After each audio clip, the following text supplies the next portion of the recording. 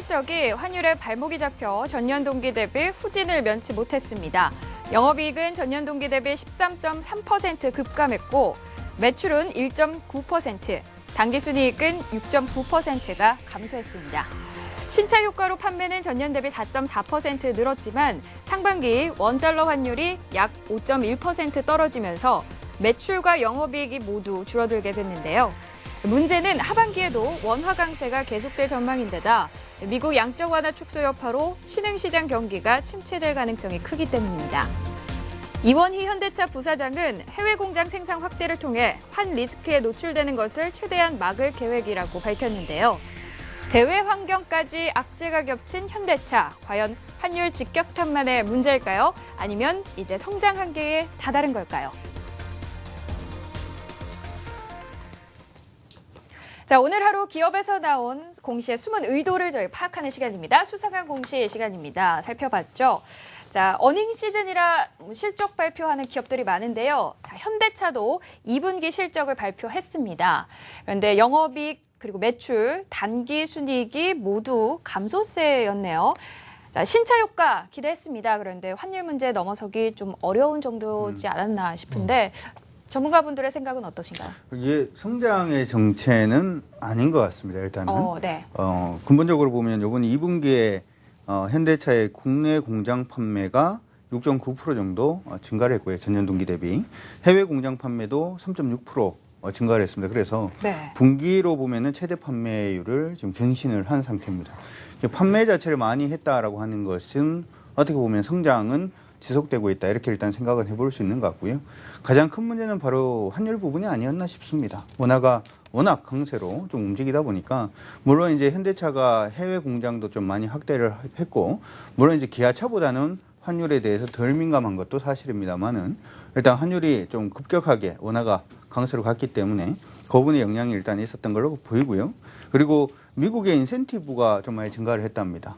그런 부분 때문에 일단 실적인 숫자는 조금 만족해 나왔지만 네. 이러한 부분이 현대차의 성장이 멈췄다라고 보기에는 조금 다른 문제가 아닌가 이렇게 생각이 듭니다. 네. 그동안 이제 환율 얘기만 나오면은 이제 자동차 관련 리포트 여러분들이 많이 보셨을 텐데 자 보실 때마다 어떻게 얘기가 나왔냐면은 현대차 같은 경우는 이제 9개국에 30개의 공장이 있기 때문에 환율에 대한 어떤 민감도나 노이즈가 과거보다는 확연히 줄어들었다는 얘기가 네. 거의 대부분이었어요. 그래서 환율이 실적에 미친 영향은 제한적이다라는 얘기들이 정말 많았었는데 결국 이번에 실적 발표를 함으로 해서 그런 부분들이 단돈 1원이라도 결국은 영향을 미친 것이 맞다라고 좀 증명이 되었죠. 이런 것은 우리가 좀 꼭 짚고 넘어갈 필요가 있을 것 같고요.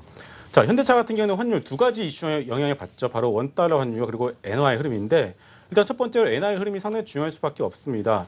자, 현대차가 대상승을 시작한 것이 2009년부터거든요. 2009년부터 약 5년간의 대상승에 들어갔는데 2008년이죠. 2008년 금융위기 때 바로 그때부터 엔화가 갑작스럽게 좀 안전자산 부각이 되면서 엔화가 강하게 강세로 돌아섰고 그런 흐름을 틈타서 현대차가 뭐 또 중간에 운도 좀 있었어요. 뭐 일본 대지진 그리고 태국 홍수 이런 부분들을 있었기 때문에 어떤 뭐 그런 것들이 우연히 겹쳐가지고서 상당히 좀 좋은 흐름을 보였던 것이 사실인데 아시겠지만 이제 엔화가 이제는 작년부터 강하게 100엔대 위로 올라서고 있고 그리고 무엇보다 원달러 환율 자체가 1분기에 현대차가 예상했던 것이 1,050원을 잡고서 사업 계획을 세웠는데 결국은 4월 달부터 강하게 밀고 내려갔었죠. 근데 지금 일단 뭐 적어도 원화의 흐름만 놓고 본다라면 이제는 이번에 컨퍼런스 콜에서 1,020원을 놓고 보는 것 같아요. 그러면 하단 1,000원, 상단 1,040원 정도 예상을 하고서 3분기 사업 계획을 짜는 것 같은데 일단 뭐 원화가 1,000원을 깨고 내려간다는 컨센이 이제는 좀 강하게 형성이 되고 있지 않은 만큼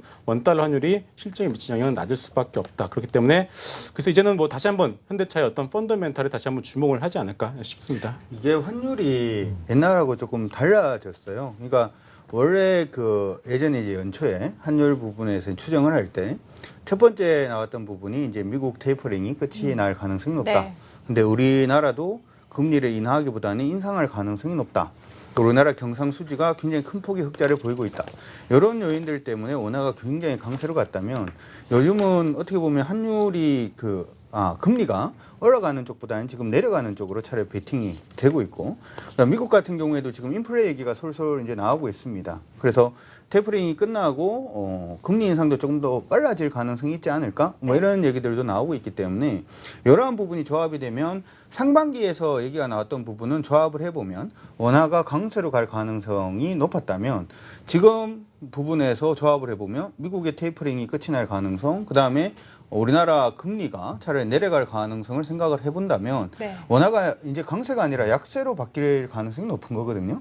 원화가 약세로 가게 되면 물론 이제 문제는 외국인들이 우리 시장에서 강하게 안 사주는 악재 부분은 있습니다만은 이 수출 관련 기업들은 다시금 이익이 정상화될 가능성이 있기 때문에 좀 이 흐름이 지금 바뀌고 있으니까 그 바뀌는 부분을 생각을 하셔가지고 보시는 게 좋을 것 같고, 얼마 전에 제가 환율 관련 그 세미나를 한번 갔다 왔는데 비공식적으로는 뭐 1,000원까지도 본다 이러더라고요. 4분기가 1,000원까지도 본다라고 했는데 그때 나왔던 얘기들이 지금 막 다 뒤집어지고 있어요.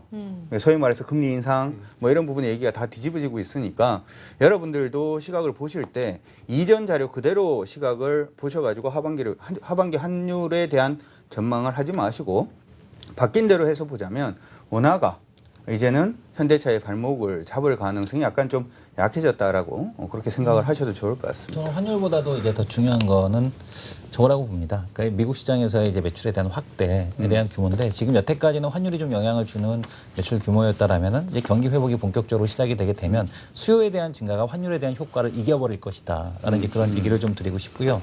그러니까 지금 그러면은 이런 지금 뭐 이렇게 공급이 딸리지도 않는데 왜 기아차가 지금 멕시코에다 공장을 증설한다라고 하고 있죠? 지금 현대차는 중국에다 또 증설을 한다라고 합니다. 근데 작년만 하더라도요, 현대차, 기아차 공장 가동률이 거의 100%에 가까웠습니다. 근데 이제 환율 때문에 약간 영업 마진이 줄어든 건 있습니다만은 지금 미국에서 특근도 하고요, 지금 100% 공장 가동률을 넘어서 103%, 105% 돌려도 120%라도 네네, 120% 가까이까지 공장을 가동을 시키는데도 지금 물량을 못 맞추고 있습니다. 그 얘기는 뭐냐면 증설을 할 수밖에 없다는 얘기겠고, 그럼 미국 북미 지역에서도 증설을 하는데 문제는 뭐냐면 중국 시장도 지금 그 왜 점유율이 이거밖에 안 나오는 이유는 뭐냐면 지금 현대차, 기아차의 중국 시장 점유율이 약 10%가 조금 넘어가고 있는데 20% 점유율로도 부족합니다. 그래서 증설을 했을 때 현재 점유율 수준을 유지할 수 있다는 얘기인데 앞으로 중국 시장에서의 증설, 지금 현대차, 기아차의 증설 자체는요, 지금 현재 점유율을 유지시키는 정도의 수준밖에는 안 된다는 얘기입니다. 그러면 이 증설에 대한 쪽이 계속해서 이어지기 위해서 어떤 이유가 성장성이 이어지기 위해서는 시장에 대한 규모 확대가 있어야 되는데요. 중국 시장에서의 자동차 시장 규모 확대에 대한 쪽을 한번 자료를 차트를 통해서 한번 볼 텐데. 네.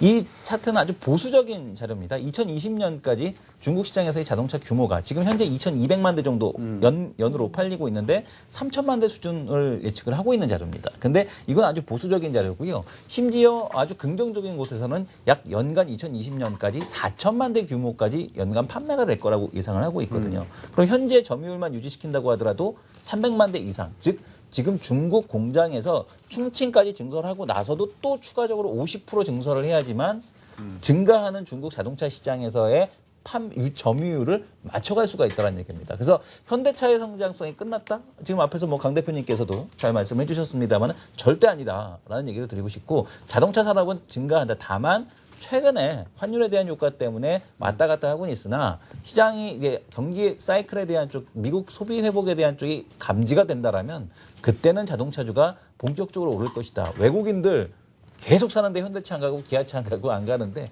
결국에 시간이 아주 지나고 나서 보게 되면은 그때 외국인들이 현대차를 이래서 샀구나라는 얘기를 결국엔 하지 않을까라는 생각을 하게 됩니다. 저는 지금 사실 환율보다도 더 큰 문제가 오늘 뉴스 나오는 거 혹시 보셨죠?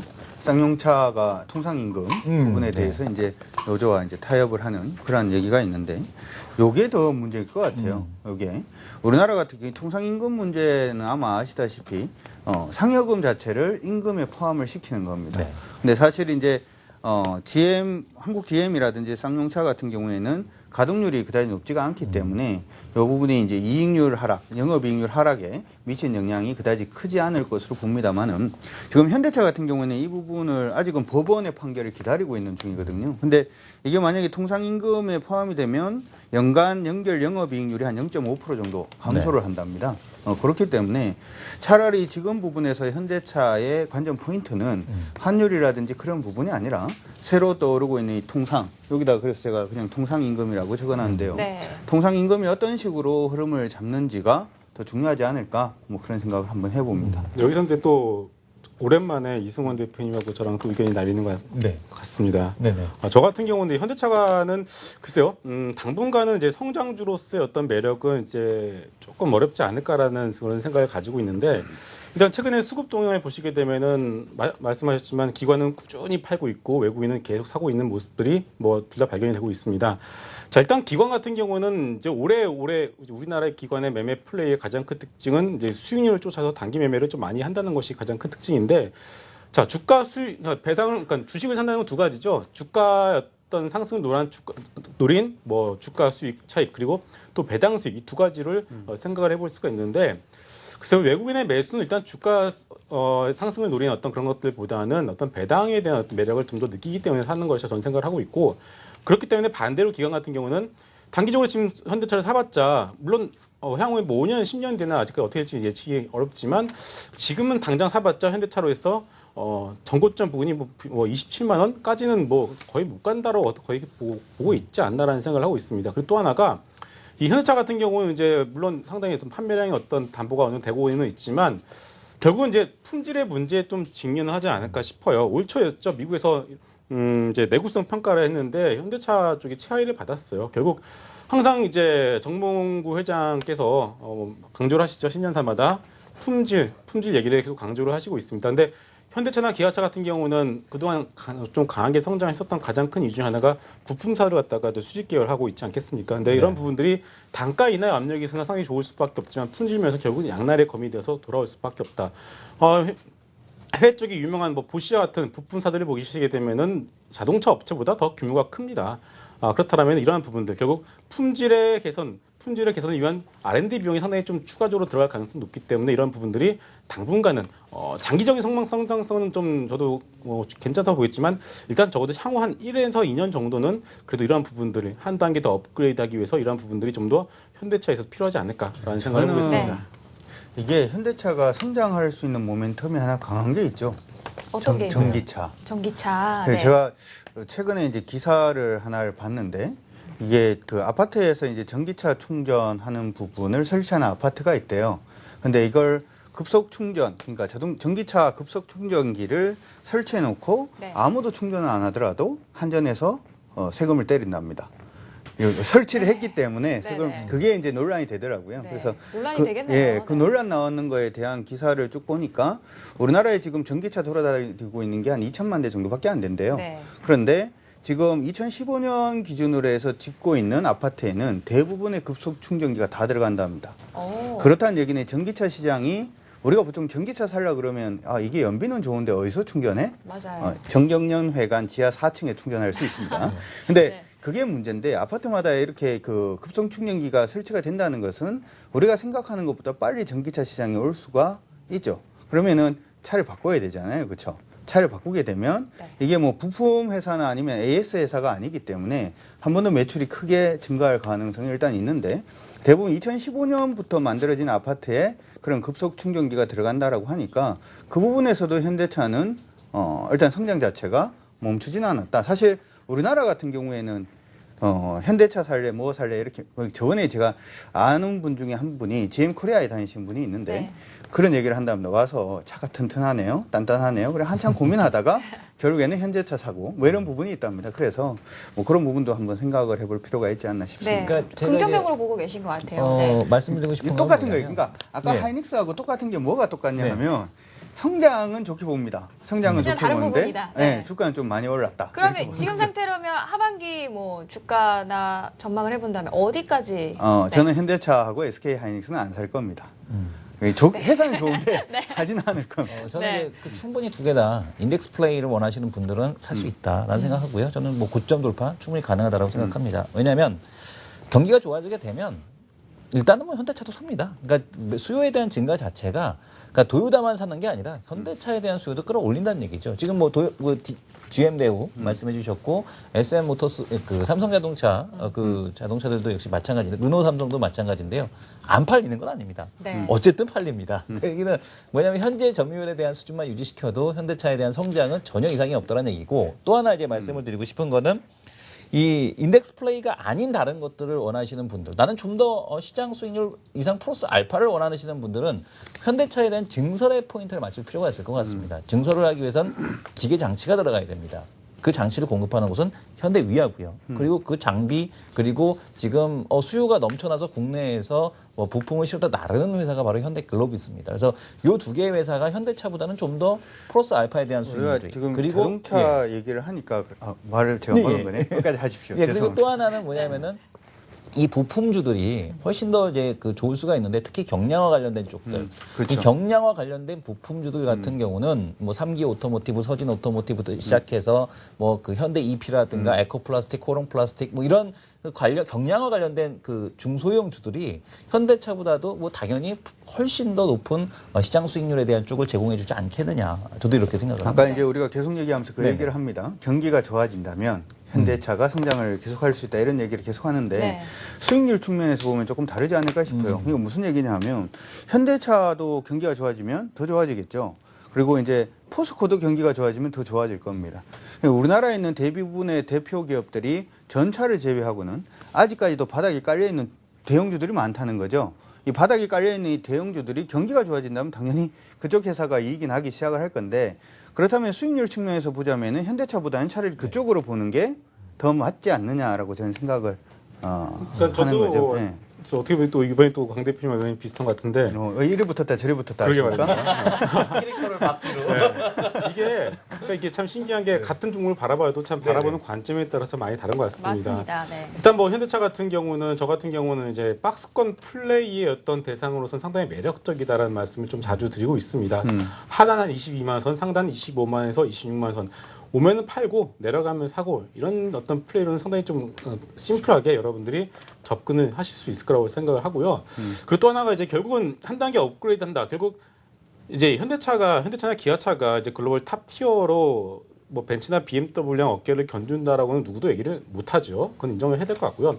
그렇다면 결국 이런 부분들을 현대차가 뛰어넘어야 될 산일 수밖에 없고 그리고 가장 당장 뭐 중요한 것이 당장 연비를 한번 보십시오. 지금 뭐 이번에 그랜저 하이브리드가 나와서 디젤도 나왔지만 연비가 나왔는데 그렇게 좀 생각보다 높지가 않은 것 같아요. 역시나 뭐 BMW 520D나 뭐 320 시리즈 같은 뭐 거의 19km, 20km 가까운 연비 또 놀랄만한 수준인데 아직까지 못 따라가고 있습니다. 결국 이러한 부분들은 현대차 꼭 극복을 해야 되지 않나 싶습니다. 네. 자, 이렇게 저희가 좀 현대차에 관해서 앞으로의 네. 전망에 대해서 좀 살펴봤습니다. 수상 공신을 여기까지 하도록 하겠습니다. 자, 시청자 여러분들의 댓글도 한번 살펴보겠습니다. 어떤 의견 보내주셨을까요? 함께 보시죠. 자, 3735번님입니다. SSD 편리해서 많이 씁니다. 자, 중국의 LTE 시장도 기대해봅니다. 제발 주가만은 제발! 이라고 올라라! 보내주셨고요. 4185번님, SK 하이닉스 장기 투자 믿습니다. 삼성전자도 힘내주세요. 투자 지금 조금 위험하지 않을까요? 지금? 보세요. 하이닉스 장기 투자 저는 믿습니다. 네. 자, 9794번님, 현대차 환율 악재 이겨내고 한번 가보자. 고고싱. 네, 라고 응원의 또 문자를 보내주신 것 같습니다. 자, 오늘의 또 토킹을 선정을 해야겠죠. 오늘 시청자 여러분의 가장 큰 사랑, 가장 많은 문자를 받은 분은 어느 분일까요? 토킹 선정하겠습니다. 자, 30%의 이승환 대표님이 오늘 토킹으로 선정되셨습니다. 아무래도 축하드립니다. SK하이닉스하고 현대차 갖고 계시는 분들이 많은가 봐요. 네, 오늘. 지킨 것 같아. 네. 네, 오늘 세 분 다 모두 고생하셨습니다. 자, 당첨자도 발표를 하도록 하겠습니다. 보여주세요. 자, 밑으로 번호 나가고 있죠? 휴대전화 끝번호입니다. 당첨되신 분들 저희가 시원한 아이스크림 모바일 쿠폰 보내드릴게요. 축하드립니다.